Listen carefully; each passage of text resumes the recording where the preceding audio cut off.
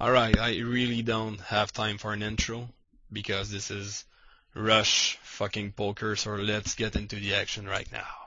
Oh, I'm pretty disappointed I didn't get the 3-2-1 thing for the action. But yeah, for yoo I'm gonna be playing two tables actually of rush poker. You'll get the 3-2-1 I think there.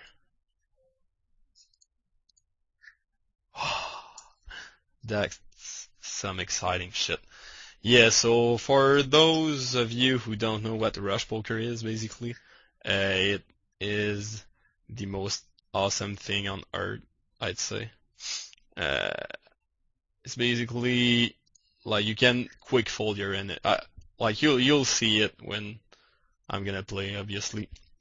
So I'm doing a video of that. Uh, just look at how awesome it is. I'm losing my words at how awesome this thing is. But yeah, I'm doing a video of that for those of you who will want to play Rush Poker because it entertains the shit out of me, obviously, because it's the best form of poker ever seen. It's like non-stop. You get that action and that and sounds and stuff. But yeah, I'm sure some of you guys will be playing that in the near future or whatever, especially after seeing how awesome it is on video. So it's gonna be two parts, two tables video. I don't think I need more tables because it's incredible just like it is right now. What I'm gonna be looking at is like some particularities of Rush Poker here. Some stuff that people are gonna be doing that they're not gonna be doing in regular poker, let's say, and how to exploit some of people's flaws in these rush poker games. Obviously, the game is gonna be quite different because here I'm gonna be forbidding. It's gonna be one of my first points actually. That people are gonna be defending their big blind a lot, I think, because there's no like quick fold button on the big blind. So the action is gonna come from the button and blinds a lot, I guess. Three betting in position is should be very profitable too, because people just tend to give up pretty quick on their hands. Like from my experience, I've played a bit just for having fun. Here I think I'm beat most of the time in a vacuum with that ace-7. Oops, sorry about it. I'm not on my computer actually, so some stuff might not work correctly and I might tilt during that video. So I'm sorry in advance for that. My computer was shitting bricks everywhere, so I couldn't use it. But yeah, I don't know what I was talking about. Yeah, three betting is gonna be very profitable. Playing a loose style pre-flop because I think, yeah, that's what I was going to say actually, that people are going a lot crazy pre-flop just because everyone thinks you're making a move on everyone because it's rush poker and just everyone goes crazy, trust me, from what I've seen. But post-flop, I think people tend to give up pretty easily, pretty quick. Like there's not for the regular fish or even the bad regular or whatever, there's not like that need to win the pot right away. They pretty much they less say to themselves like, okay, I need to win that, but absolutely. Otherwise, it's gonna be long before I win another pot. So since they're just like getting some new wins non-stop, they're gonna go for like hitting big stuff on the flop, call a lot of three bets out of position, try to set mine or whatever, and then give up pretty easily. So we'll see what happens with that. That's gonna be like my strategy going in. A lot of three betting in position, a lot of button action, a lot of cutoff action too. Not working very well so far. I'm getting played back a lot. Let's see what happens. Of course, I don't have that many reads on specific peoples, and in rush poker, there's no like precise table dynamic, so it's pretty tricky for that. But there are a couple of reasons for which I like that game. First, because it's just fun. It's just fast, fun action. And second, I don't remember what was second in my head, but there was a second reason why I like that game. Yeah, because you get deep pretty easily.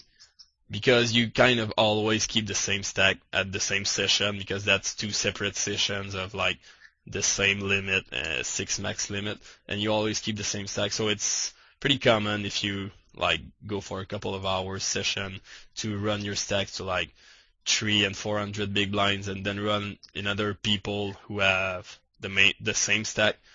So you're gonna be playing pretty deep, and if you have a clue about what you're doing pretty deep, you can just annihilate most of the other people there, because they're like most of them are just not used to are not good at deep poker. Here, that's pretty much the best two-barrel card in the deck. I didn't talk yet about any single hand. Sorry about that. I don't think I had any tricky spot or whatever yet. If you have any questions from stuff I've played so far, hit me back on that. But I'm gonna start talking about it. I was just giving my random thoughts on Rush Poker and how awesome it is, and to be able to like keep up with the insane action, I'm gonna have to open a Red Bull now and drink that delicious Red Bull. Here, pretty easy flop for c-bet, I think. It's gonna be a flop that I expect people to be calling one, maybe two barrels, but a lot of good cards are gonna come for multi-barrel, especially in that spot of under the gun against under the gun +1. His range, I guess, is gonna be a lot of mid pocket pairs, so I can make them fold pretty easily on the river, and I still have two overs. Now I get raised. Pretty sure it's like never a total air move with these positions, so I just give up, obviously. Nothing so amazing so far. You're gonna see, guys, how amazing it is in no time. And I'm pretty sure actually that after a time of playing Rush Poker, you do get into some reads and some meta games with the regulars there and stuff, because you do face other players a lot. I think it just started opening that game at 1-2 too. So at 1-2, I guess the field of players is gonna be smaller, so you're gonna run into the same players a lot more. So there's still some meta game, and yeah, that's pretty much it basically. It's not entire like quote unquote in a vacuum play that you're gonna be playing, so that's pretty cool for that. Here I went for a float with my king queen because I just think it was pretty weak from his part. It's $3 bet on the flop with timing and stuff. I just thought it was really weak, and I keep on with my float by betting the turn. Hope it works, and it does. Here he min raises me in position. I don't have a clue what it's gonna be, and that's pretty good actually, this video, for like playing in a vacuum against people that you're not gonna have any read on, which is something that arrives pretty often actually in any form of poker basically. So here I turn two pairs, pretty much the nuts. I expect him to have ace king a good amount of time. If I bet, he might just call, so I think my best play here is gonna go for a check raise, and I don't expect him to fold ace king. Given the fact that he just min 3-bet me pre-flop. Now he's checking back the turn. Pretty much don't have a clue what he has. That's just weird. I could go for a check raise again because he's not gonna check back an ace ever, and he might bluff sometimes. And he's not calling a bet with nines, I don't think so, like ever. Here ace 5, I did check call one street with my bottom pair. No, I still have my bottom pair, which might be good. Plus I get my backdoor flush draw to the nuts, and I river two pairs. I could go ahead and like lead that, but I don't think it's good. I want to get some value from his bluffs, and I don't want to get shoved on. That would be a pretty gross spot. Don't think he's gonna bet a 9 that often if he has one. But I still think there are a lot of bluffs of just random hands in his range after limping and stuff. On the cutoff, you do want to take a lot of notes when playing Rush Poker, because you might not recognize players right away. And if you do have notes, it's going to be a lot easier since there's not really odds. I think there's some way to make a HUD work, but I don't think most of the players are going to have them. One pretty good tell that you're gonna have against players is gonna be what I call the nickname tails. Here I do know that this guy is a regular. I don't know if he's good or not. I just saw him around sometime. I do know that. But I pretty much would have been able to guess that he's a regular, even though I would have known him just because of his nickname, basically. And he probably knows me. I'm pretty sure, like 100% sure that he knows who I am. Here, I guess I'm gonna go for a bluff on 2 streets when he checks back that flop. I expect him to turn over ace king, ace queen, decent amount of time. He might call the river, but I don't think he's. He might call just because he thinks I'm me and I'm gonna be bluffing, but it's still worth a shot, I think. He might turn over some weird mid pair, but I think it's gonna be ace king with peeling the turn a lot there.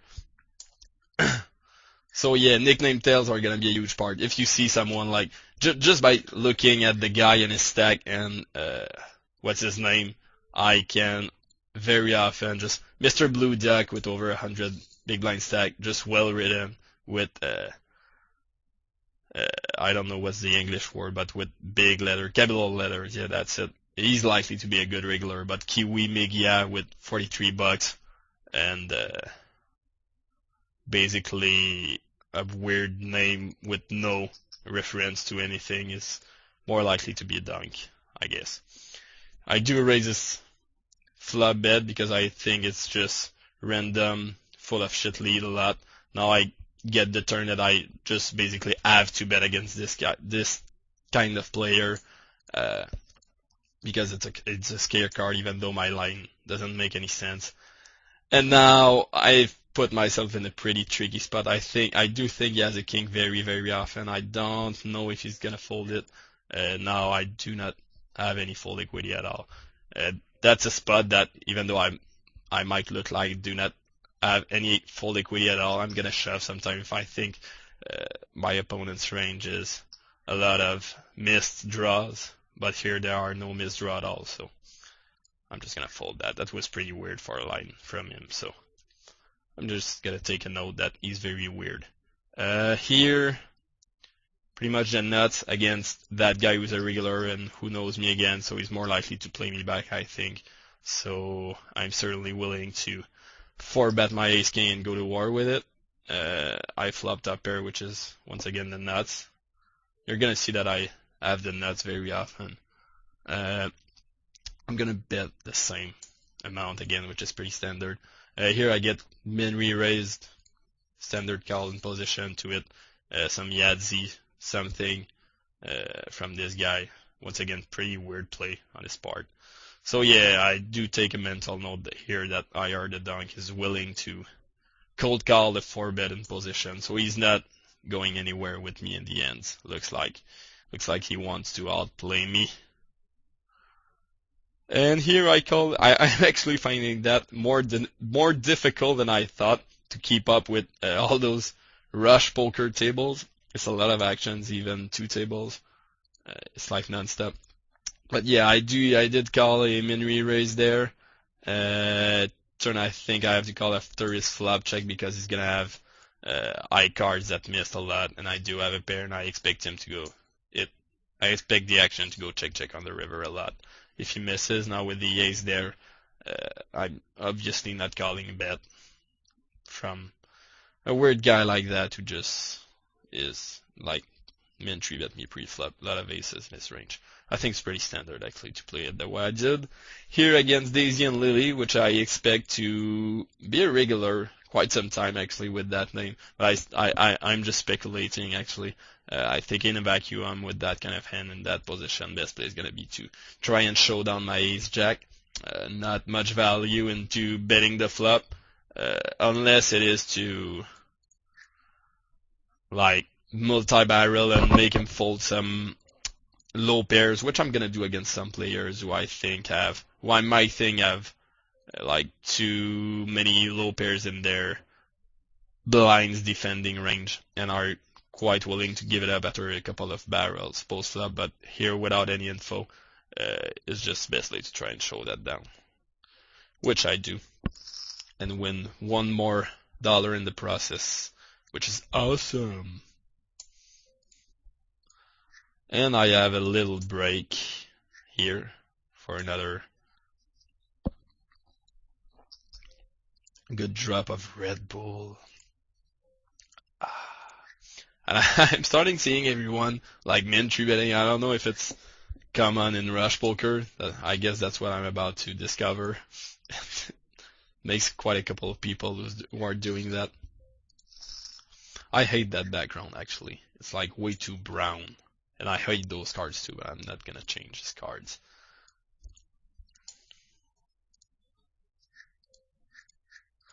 And yeah, some random thoughts for I've heard people say that yeah, Rush Poker is no fun. It's gonna kill poker or whatever. I do like the game actually. I don't know if it would work at higher limits. It might work actually. People seem to believe that it would never ever work, but I think that it would force like people to play pretty much anybody, and you cannot game select in Rush Poker basically.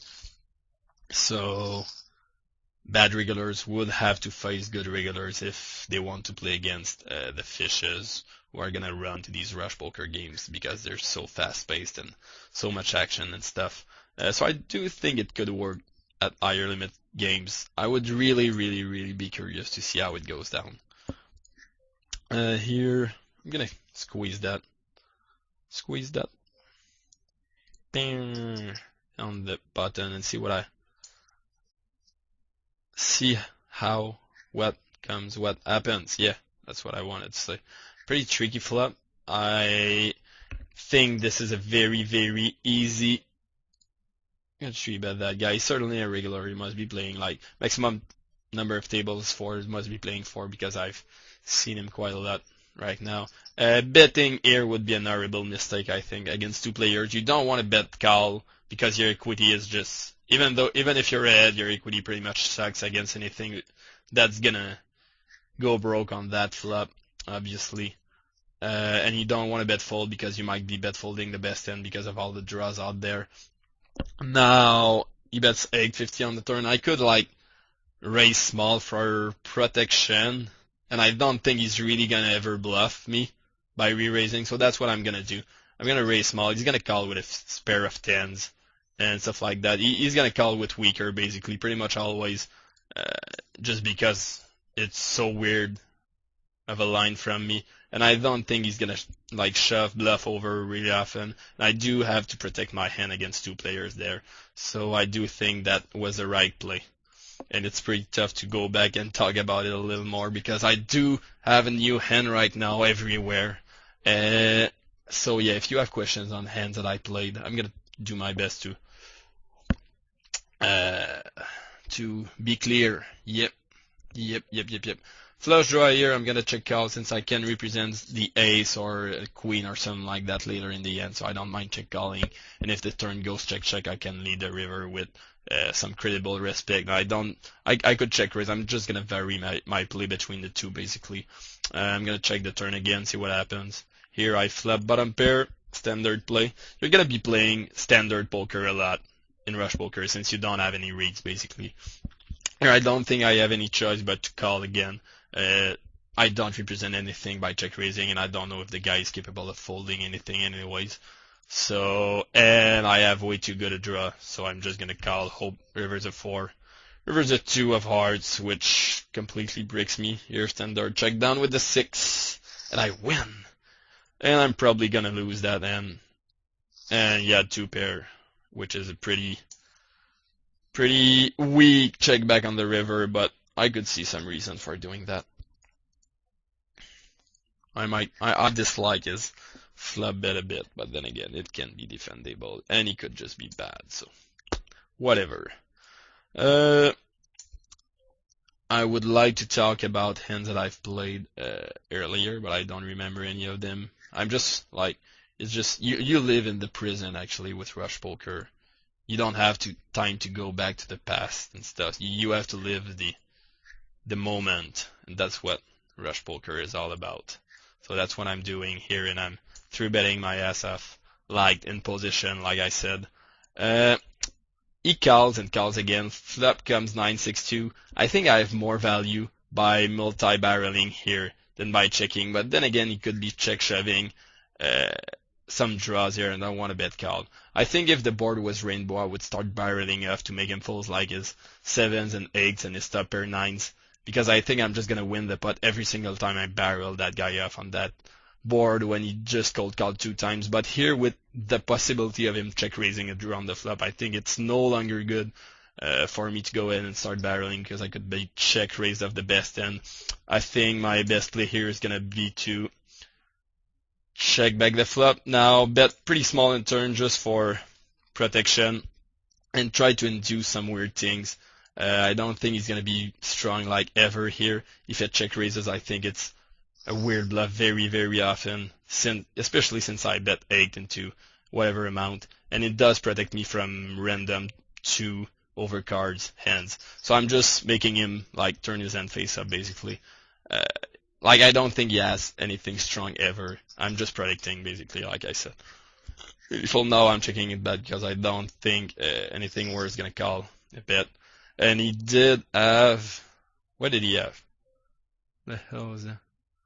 And now the replayer won't work. Yes, it works. Oh, he did have a gut shot, so my bet on the turn was perfect for his random gut. What the hell is that? Alright, for his random gut shot. No, last one is there. And then I close it. Yes. So yeah, that was pretty good. Like I said, if he check raises the turn, he's never ever strong with that line, with that pre-flop and flop and turn line he took so far in the end.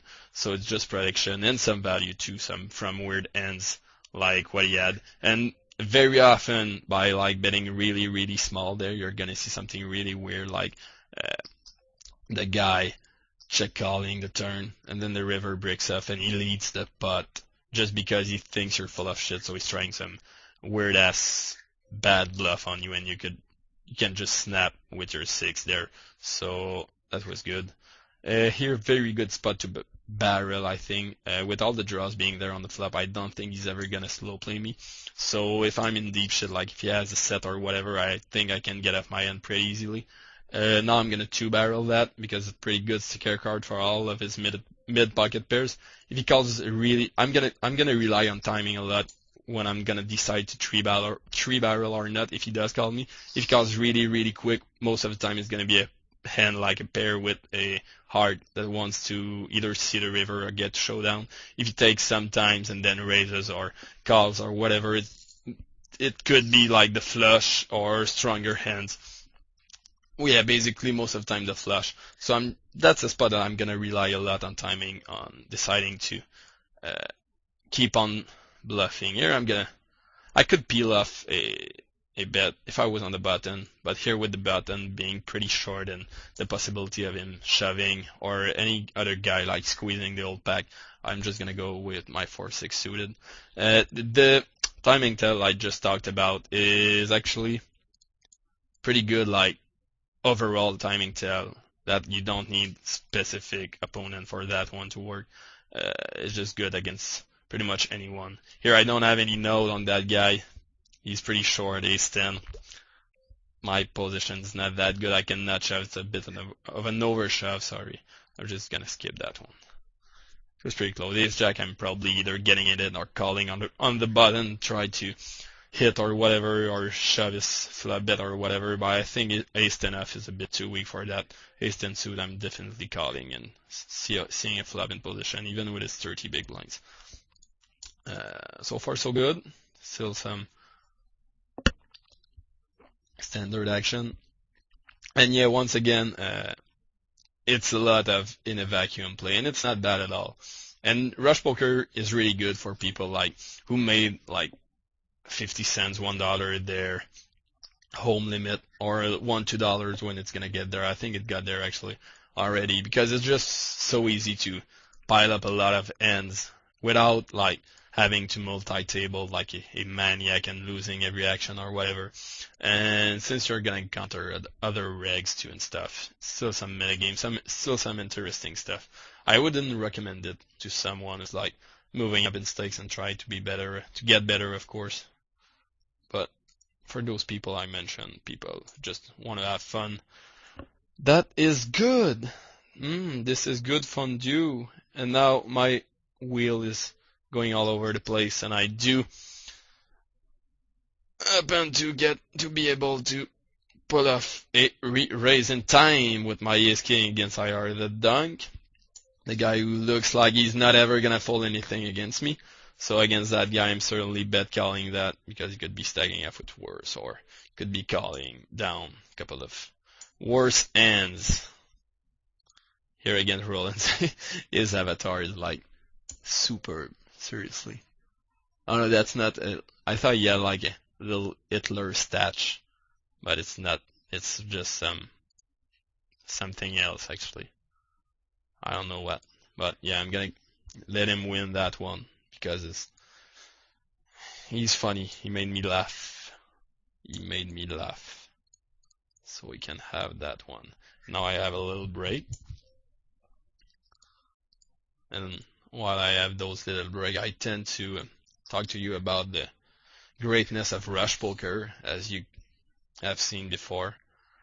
Here, Queen 6-7 Rainbow. I don't have that much room to multi-barrel that guy, and since the Queen is a pretty dangerous card for me to start multi-barreling because he's gonna like call down a Queen like ever. I'm just gonna try to check it down.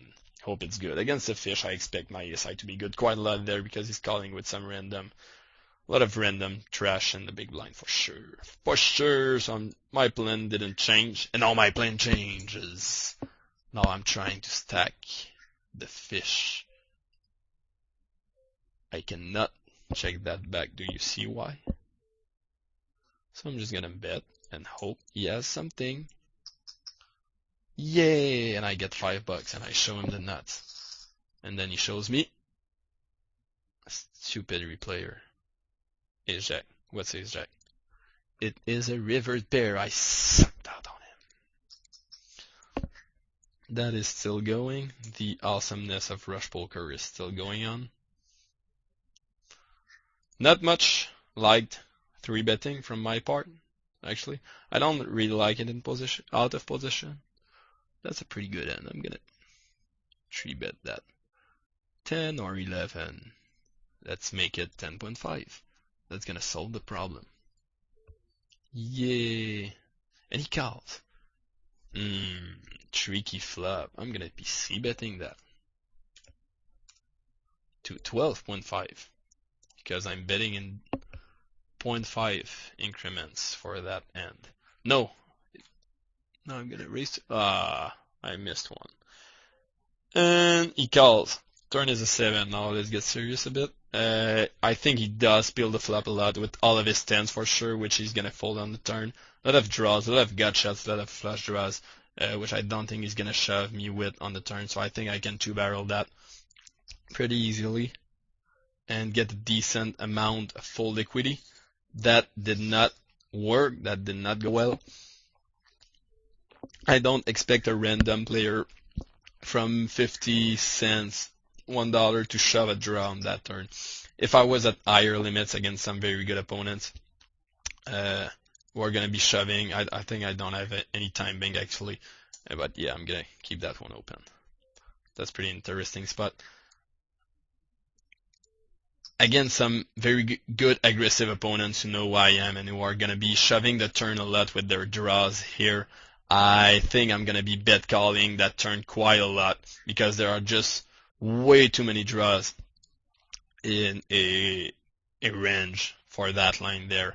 But against a 50 cents $1 player, which I have to assume is pretty normal for those limits, I think it's going to be more queens than other stuff that want to protect his end from seeing the river, who just doesn't want to see the river and who's just assuming that yeah, basically that's pretty much it. So yeah, against an aggressive player, if I have some kind of read that the guy is gonna shove his draws on the turn, I'm bet calling that turn because I'm just crushing his entire range of draws, all of his flush draws that are doing that. King Jack, Jack 9, 8 9 are doing that a lot. So I'm gonna be willing to bet call that turn. Here I don't think it's profitable. But I could be wrong because I have to make pretty wide assumptions on players there that I'm really not sure of, obviously. But I'm making those based on my past experiences at these limits and my current experiences at these limits and at Rush Poker too. And like I said, people just tend in my mind to be pretty wild pre-flop at Rush Poker, but pretty nitty post-flop. So that's gonna play in the balance too. And I don't think I saw that nickname before at any table, so whatever.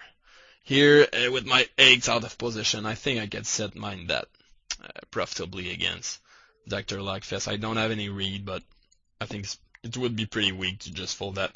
I expect him to have pretty good end sorry about that. To either have a very good end or just turn his hand face up a lot on the post flop action.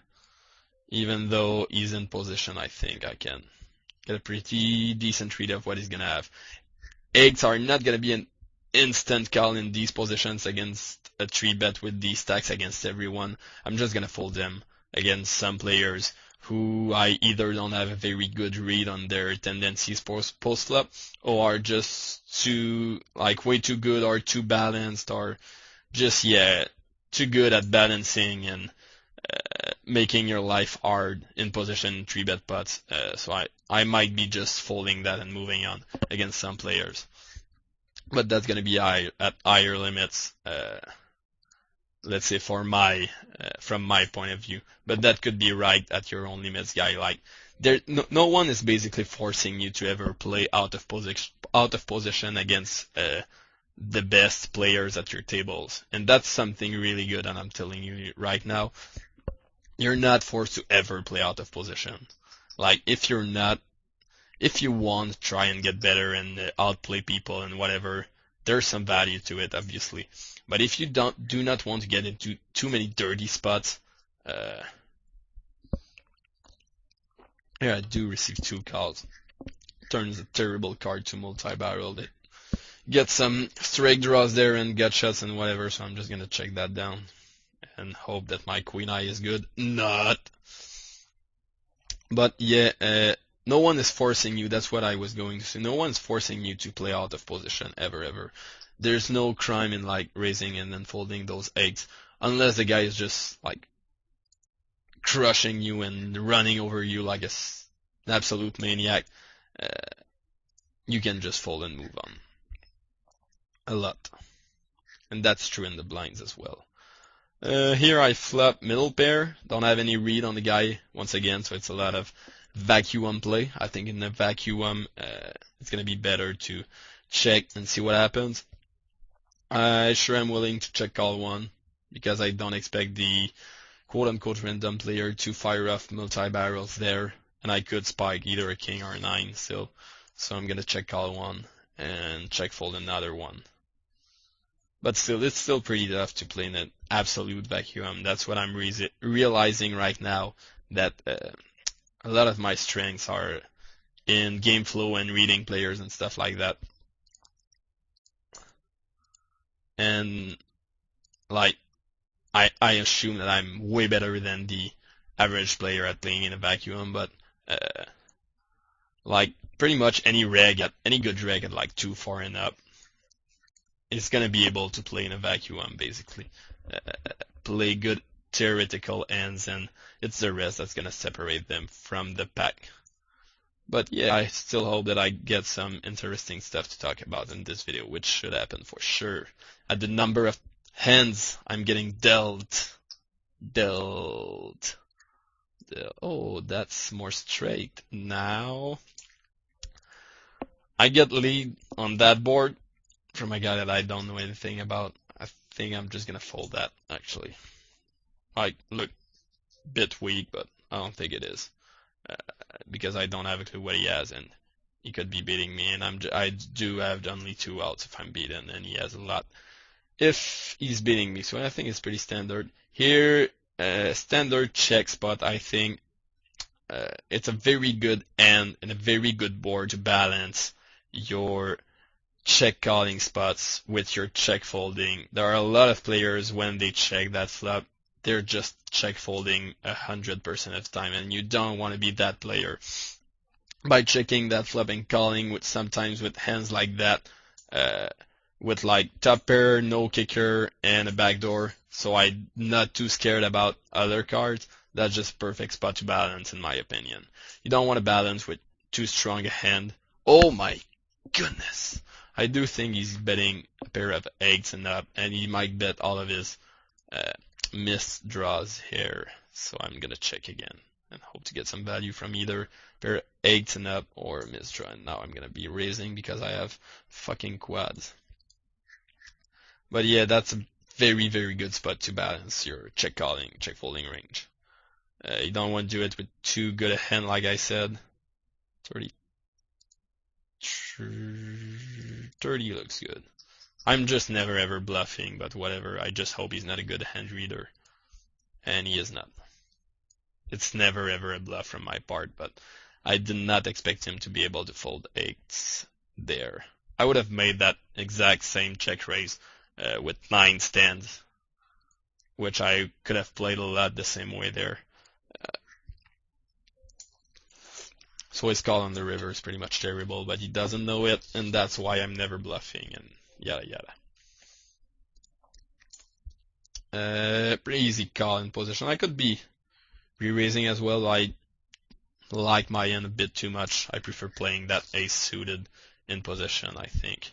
No, I'm just gonna go for straight up 3 streets of value against whatever. Like a 4 is gonna pay me for a couple of streets for sure. For sure, any mid pocket pair or whatever. I might have bet a bit smaller to keep his 4s in the pot actually there.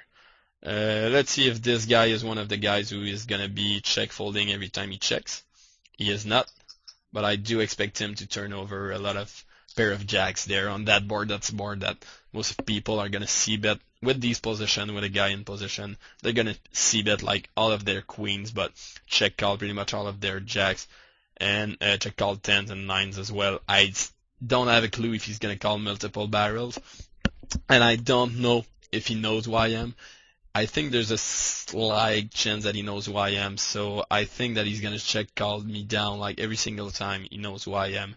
Because he must be thinking that I'm just fooling around at lower limits. If you do have a respectable image here of not being crazy, yeah, he's there too. So he must be a regular. So I think giving up is best with my image for me there, but that's very valuable lesson there, guys. Since I expect him to have a jack like very, very often, or some like 10s or whatever, you do want to fire 2 or 3 barrels if your image is good enough there, because there's absolute, sorry. Oh, and my 8 is good, so he must have had a 5, which is even weaker. Or ace king, which is just weird and bad, I think. And I did suck out on the river. But yeah, what I was going to say is if your image is good enough, you can multi-barrel that every single time, and there's absolutely no hand that check calls the flop that is gonna be able to stand 3 barrels with these positions. Alright. I did it. I should speak that slow every single time, but it tilts me. I feel like I'm losing time, which I'm not while I play rush poker. You never lose your time while playing rush poker, and now I 3-bet because I want to show him who's in charge of the rush poker. Quick fold, fold, quick flow. I hope you guys are hearing the sounds. I'm gonna get the microphone closer to the sounds when I fold. Listen to that. Like the wind sound. That's awesome. Here I flop, not flush. I'm a boner. I'm gonna c-bet and try to build a gigantic pot. Sorry about that. I'm getting deconcentrated, which is obviously not a word, but my friend's laughing in the back, so I'm gonna blame him. And I'm gonna go broke. I don't think I can play that profitably by calling there. I'm just gonna go broke, and hope he's going broke with all of his lower flush draws. And I don't like calling in position. There are boards where I'm just gonna call and then see what happens. But with just 1 over, that is not really good like ever. Not like ever, but I'm not getting any value if I just call it. Anyway, I'm gonna stop slow rolling the guy. He did play it pretty well, but I still have some decent equity, but whatever, yeah. Back to serious. There are boards where I have some problems talking tonight. Sorry guys, but yeah, there are boards where I prefer calling a check raise with the nut flush draw, but that's not one of those boards because I expect him to follow up a lot on brick turns there, and I don't know if I can shove the turn profitably. I'm like 100% sure that getting it in on the flop is pretty much always good, but I'm not sure if getting it in on the brick turn is going to be good, and I'm not sure if I'm going to get max value if I do hit the turn. So I think getting it in on that flop was the best option because he's not going to fold the queen on the turn if it goes like, if I call and then it breaks and then I shove the turn, he's never ever going to fold a queen like I said. So it does remove me some equity, and there were a lot of, that's like worst turn possible. I think I'm going to check fold that turn most of the time actually. I might actually check raise. I think it's better. I would have gone for the check raise bluff. And now I'm gonna bet pretty good LT bet since it went check check check check check. I expect him to try and catch a bluff from me and call every single time with a king. I could have gone a bit bigger because he's just never ever gonna fold a king there. Turn, I think with that board, with him checking back the flop and him having ace king a lot, in my mind, is a very good spot to turn your hand into a bluff. If he does bet that turn, he's pretty much never ever gonna have a monster. His best hand in my mind is gonna be king jack there. He's not gonna have that often. And if you think he's gonna fold ace king, which he should, and he's pretty much never gonna have the blue ace, whatever suit it is. 4, 5. That is one tricky double gutter, but I did see it because I'm awesome and I'm gonna bet it. Yeah, which he should bet fold a lot of, whatever the end was. He's gonna bet fold a lot of his ace king without the blue ace there. So check raising, turning your ace queen to a bluff to make him fold ace king is a very good option there. That's what I wanted to say basically. I call with my 4s, try and set mine. I do not set mine. Here, pretty interesting line. What I want to do is basically get some value from his lower pairs. Even though I'm kind of turning my hand face up, he could think that I'm taking a tricky line with aces, with an ace, so I'm not really turning my hand face up. I don't expect him to ever turn some kind of pair into a bluff. And when he does call pretty quickly that turn, I don't think he has an ace very often. So I can go ahead and bet a ridiculous amount once again on the river, get value from all of his 7s, pocket 8s, sometimes pocket 6s or stuff like that. And since they're pretty much never able to turn those mid pairs into a bluff at these limits, which is what I expect basically. I think when I get raised, it is going to be a lot of an ace slow played because there's basically absolutely no missed draw that could have called the flop. So that's my read there. And he goes ahead and raises the river. I think I'm beaten almost always, pretty much always actually. He could have 10s that got there on the river, and he's going to have an ace quite a lot that he decided to slow play on the flop and turn, even given my really small bet sizing. But I do think my bet sizing there was pretty optimal to get value from what I beat and to minimize my loss from an ace.